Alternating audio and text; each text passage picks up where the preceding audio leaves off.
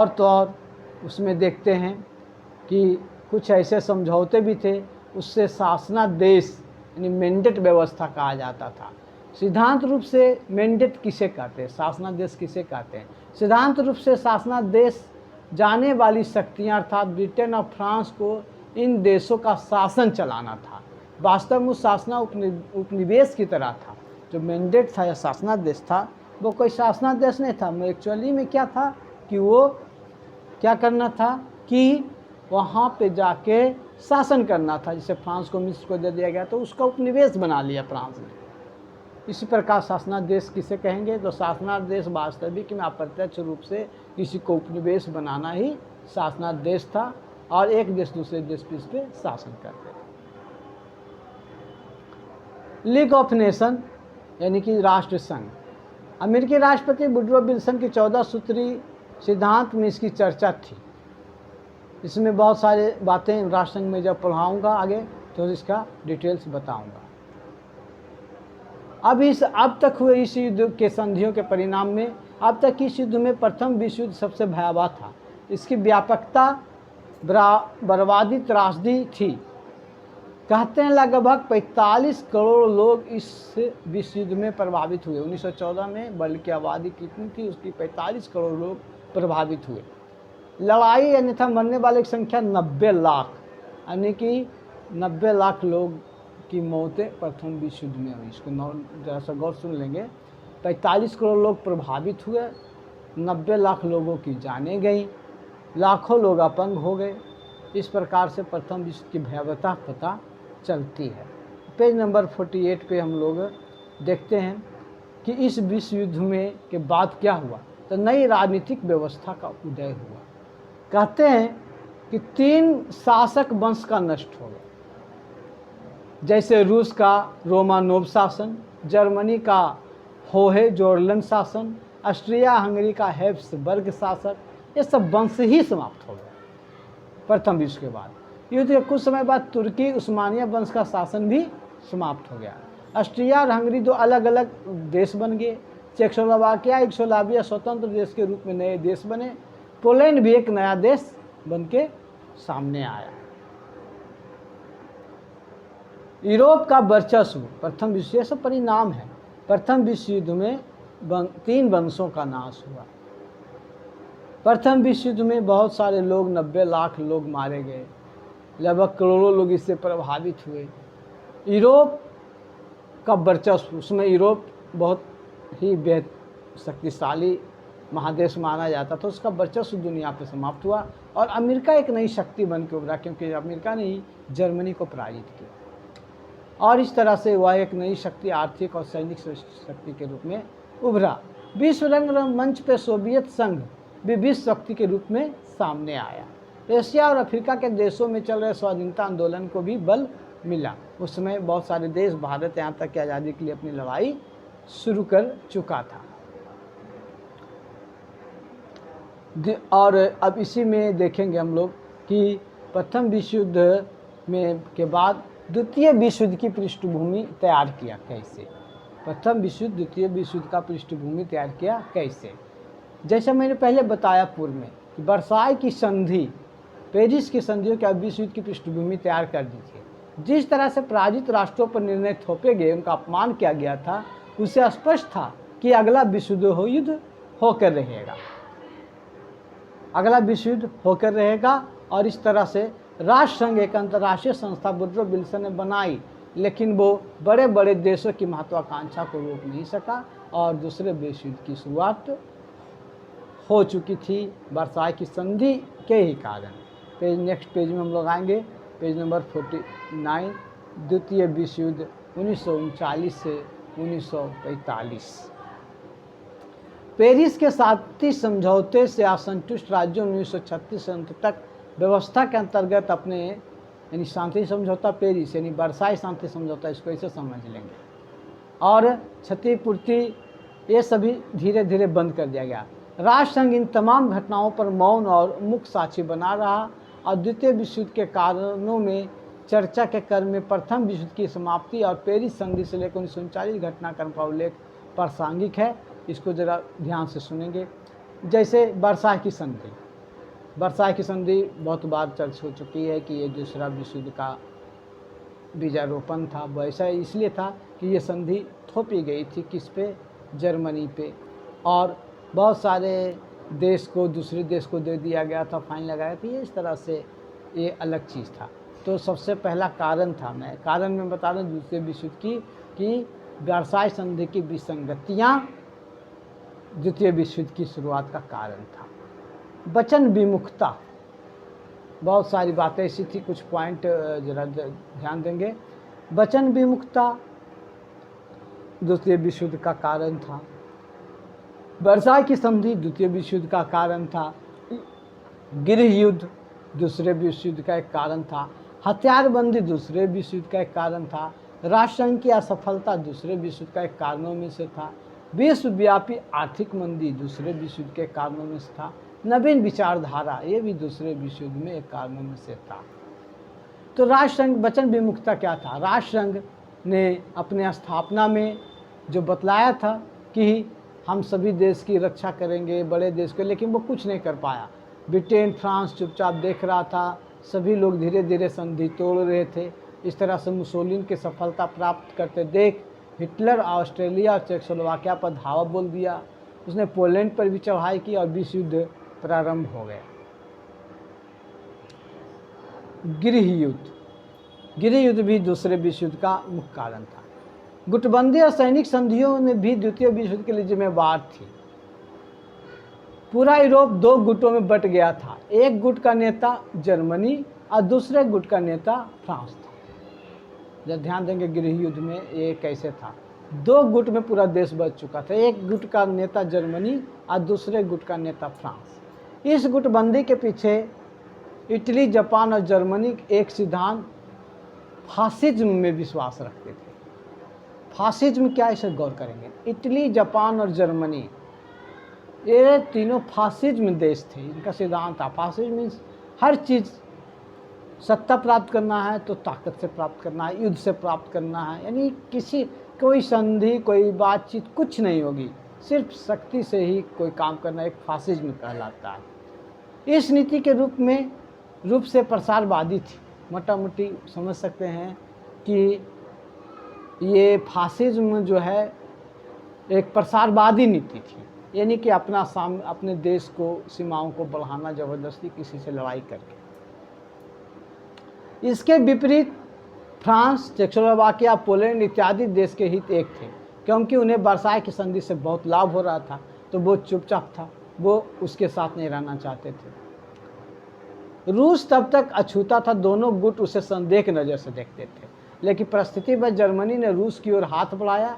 इस तरह गुटबंदी ने संपूर्ण यूरोप का माहौल विषाक्त हो गया। अब विषाक्त माहौल की शंका के लिए हर छोटी बात महत्वपूर्ण थी। तो हाँ, देखेंगे गुटबंदी कैसे फैल गया। जर्मनी एक अलग गुट था, फ्रांस एक अलग गुट था। हाँ, रूस गुट निरपेक्ष था, उसमें किसी गुट में नहीं था, लेकिन जर्मनी के हिटलर ने बाद में धीरे धीरे जर्मनी के शासकों ने रूस को अपनी ओर मिला लिया। हथियारबंदी ये क्या था, इसको गौर करेंगे। प्रत्येक राष्ट्र अपने आप को असुरक्षित महसूस कर रहे थे। ब्रिटिश सरकार ने एक समझौता किया, निशस्त्रीकरण। ये निशस्त्रीकरण क्या होता है, इसे जरा समझ लेंगे। निशस्त्रीकरण का मतलब होता है कि वैसा हथियार जो मानवता के लिए खतरनाक हैं, उसे समाप्त करना निशस्त्रीकरण कहलाता है। तो ब्रिटिश सरकार ने एक योजना बनाई थी निशस्त्रीकरण की। तो उस निशस्त्रीकरण में वहाँ के वित्त मंत्री चैम्बरलिन ने 1937 में इसकी घोषणा की थी, और इस प्रकार से 40 करोड़ पाउंड का ऋण लेकर 5 वर्ष की अवधि में प्रतिरक्षा पर 1.5 अरब पाउंड व्यय करने का प्रस्ताव किया।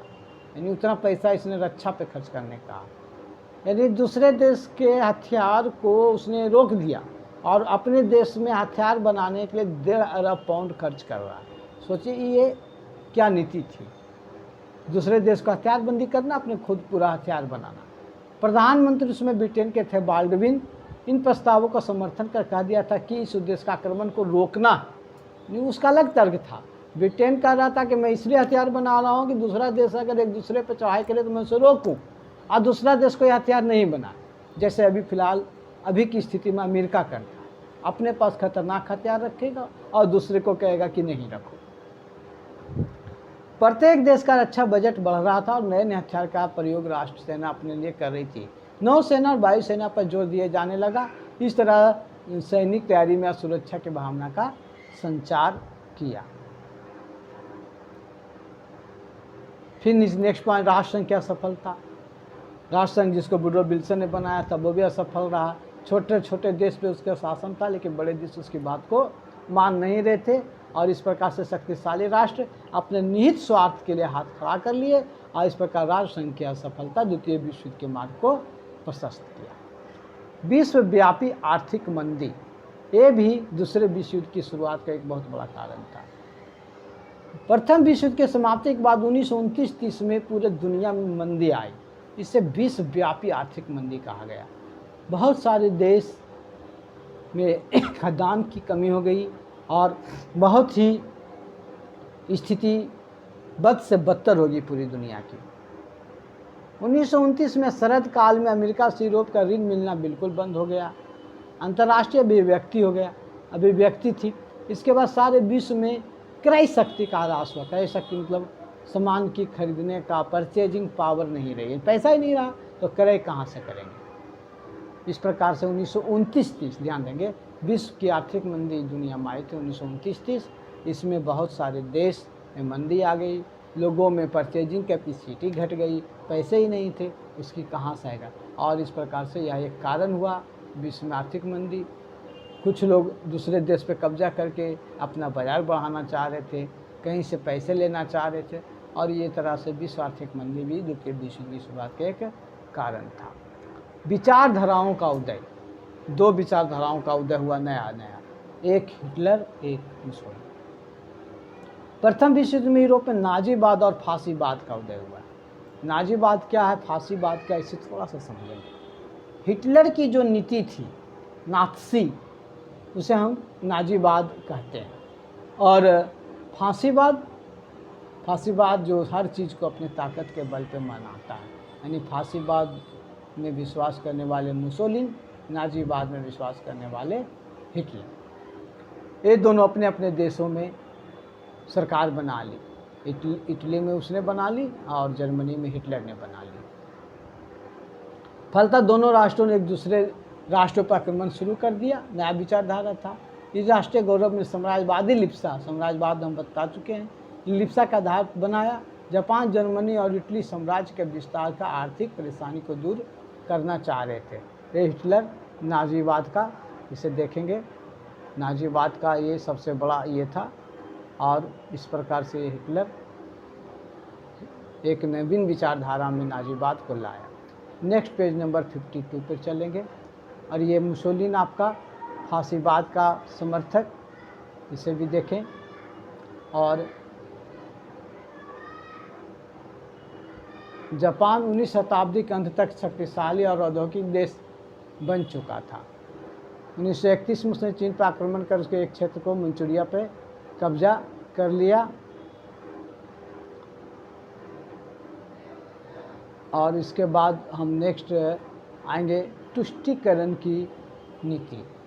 तुष्टीकरण की नीति क्या होता है, इसे ज़रा गौर करेंगे। तुष्टीकरण का मतलब होता है क्या, कोई भी व्यक्ति किसी भी व्यक्ति के वैसे गलत कामों का अपने निजी हित में, कोई भी संस्था या देश किसी भी देश के वैसे गलत कार्यों का विरोध नहीं करता, किस लिए, क्योंकि उसका निजी लाभ है, तो ऐसे करना, उस काम को करना तुष्टीकरण नीति कहते हैं।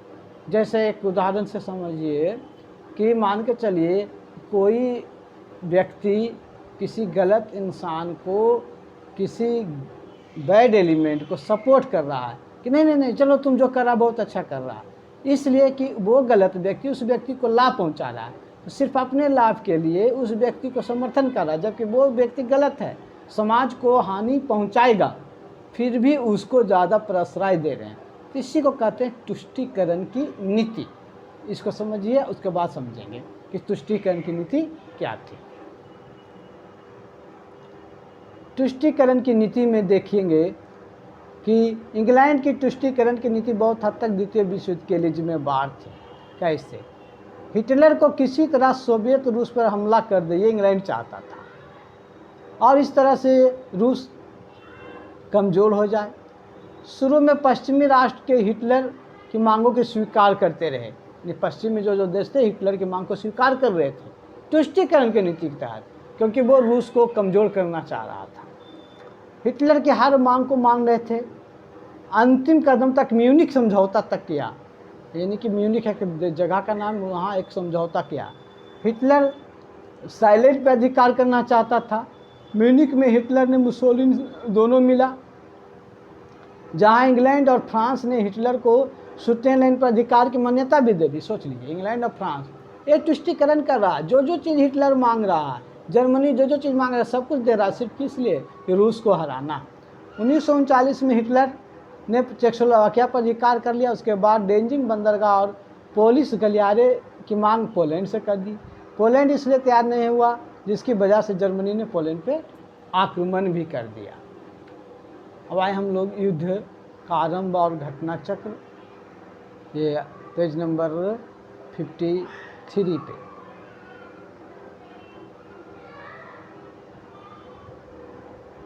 पेज नंबर 53 पे आएंगे और यहाँ देखेंगे हम लोग युद्ध का आरंभ कैसे हुआ, इसका घटनाक्रम क्या। 1 सितंबर 1939 को जर्मनी ने पोलैंड पर आक्रमण किया। उसके बाद ही द्वितीय विश्व युद्ध शुरू हो गया। ब्रिटेन और फ्रांस ने 3 सितंबर 1939 को जर्मनी के विरुद्ध भी युद्ध की घोषणा कर दी। नॉर्वे, डेनमार्क, हॉलैंड, बेल्जियम और फ्रांस 9 अप्रैल 1940 को जर्मनी ने नॉर्वे, डेनमार्क को हराया। उसे आगे बढ़ाने के लिए 22 जून 1940 को आत्मसमर्पण कर दिया। रूस पर आक्रमण। 22 जून 1941 को जर्मनी ने रूस पर आक्रमण किया और बड़े भूभाग पर अपने कब्जा कर लिया। इस प्रकार लेकिन जर्मनी की सेना मॉस्को को बढ़ने लगी और रूस ने इसका डटकर मुकाबला किया। फिर जर्मनी को पीछे हटना पड़ा। रूस के दक्षिण भाग पर आक्रमण किया और अगस्त 1942 को जर्मन सेना ने स्टालिनग्राद के निकट पहुंच गई। युद्ध 5 महीने तक चला रूस के खिलाफ। अगस्त सितंबर में स्टालिन सुरक्षा व्यवस्था का पुनर्गठन किया और इस तरह से एक नया उसके सेनाओं में जागा जोश। और 1943 में हजारों जर्मन अफसर और सैनिकों ने आत्मसमर्पण कर दिया और रूस ने इस प्रकार जर्मनी को हरा दिया। जापान द्वारा पर्ल हार्बर पर आक्रमण। जापान 7 दिसंबर 1941 को हवाई द्वीप स्थित जो अमेरिका में है नौसैनिक अड्डा पर्ल हार्बर, वहाँ पे आक्रमण कर दिया। तब 8 दिसंबर 1941 को जापान ने विश्व युद्ध की घोषणा की और इसके बाद जर्मनी और इटली ने अमेरिका के खिलाफ युद्ध की घोषणा कर दी। अमेरिका के युद्ध में शक्ति शामिल होने के बाद अमेरिकी महाद्वीप के सारे देश जर्मनी जापान के विरुद्ध शामिल हो गए। दूसरा मोर्चा। यूरोप 1942 में जर्मनी और सोवियत संघ के बीच घमासान लड़ाई हुई। इस जर्मनी पराजित हुआ। इस तरह आप लोग बुक का रीडिंग कर लेंगे, उसके बाद समझने में थोड़ी आसानी होगी। अमेरिका, इंग्लैंड, रूस, फ्रांस सभी मिलके एक मोर्चा बनाया अलग अलग ढंग से और इस प्रकार से लड़ाई शुरू की। 7 मई 1945 पेज नंबर 55 ईस्वी को आत्मसमर्पण कर। मित्र राष्ट्र जुलाई 1945 ईस्वी में जापान पर भीषण आक्रमण किया। 6 अगस्त 1945 को अमेरिका ने युद्ध के दौरान विकसित हथियार एटम बम का जापान के हिरोशिमा नामक शहर पर गिराया। फलता हिरोशिमा का नामो निशान मिट गया। वहीं दूसरा एटम बम, जिसे परमाणु बम कहते हैं, 9 अगस्त 1945 को नागासाकी पर गिराया। तो पहला कहाँ गिराया? हिरोशिमा पे, और दूसरा 6 अगस्त को और 9 अगस्त को नागासाकी पे। नागासाकी शहर भी नेस्तनाबूद हो गया और जापान के सामने सिर्फ आत्मसमर्पण के अलावा कोई उपाय नहीं था। 2 दिसंबर 1945 को जापान ने आत्मसमर्पण कर दिया और इस तरह से द्वितीय विश्व युद्ध समाप्त हुआ।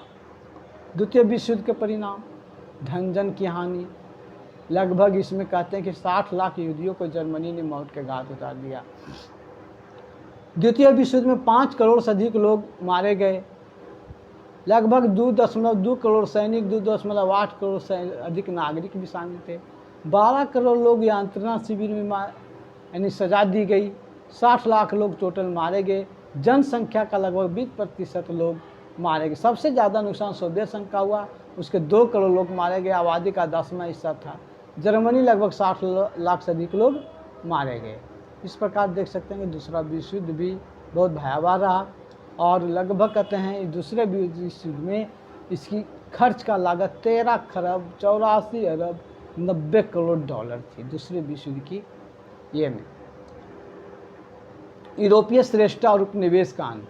द्वितीय विश्व युद्ध के बाद एशिया महाद्वीप में राष्ट्र की प्रभुता लगभग यूरोपीय राष्ट्र की प्रभुता लगभग समाप्त हो गई और इस तरह श्रीलंका, बर्मा, मलाया ये सभी देश धीरे धीरे आज़ाद भी हुआ। इंग्लैंड राज्य जो कभी सूरज नहीं डूबता था वो अब वहाँ सूरज अस्त होने लगा। सूरज नहीं डूबने का मतलब क्या हुआ कि इंग्लैंड का दुनिया के हर देश में शासन था, बहुत सारे देश में। वो ऐसा कि मान के चलिए अरे आज भारत में शासन इंग्लैंड का था तो यहाँ दिन है, अमेरिका में भी शासन था वहाँ रात है, तो यहाँ तो शासन यहाँ तो यहाँ दिन ही है। सूर्य कैसे अस्त होगा? सूर्य वहाँ अस्त है लेकिन भारत में अस्त नहीं है। तो इस तरह से कहते थे कि उसका सूर्य अस्त होता ही नहीं था इंग्लैंड का, इतना शासन था। एक देश में दिन है तो एक देश में रात है, तो सारे दुनिया लगभग दुनिया के बहुत सारे देशों पर कब्जा था। लेकिन दूसरा विश्व युद्ध के बाद इंग्लैंड का भी सूरज अस्त होना शुरू हो गया।